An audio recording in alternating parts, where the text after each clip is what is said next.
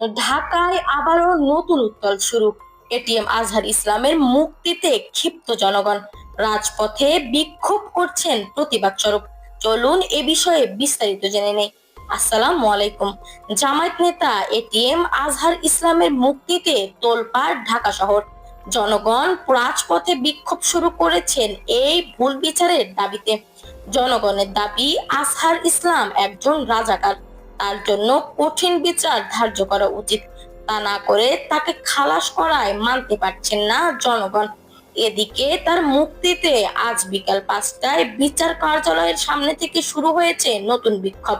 বিক্ষোভ পরিস্থিতি এতটাই অস্বাভাবিক হয়েছে যে শাহবাগে অবস্থানকালে পুলিশ 2-3 বার ব্যারিকেড দেওয়ার পরেও জনগণকে থামাতে সক্ষম হচ্ছে না।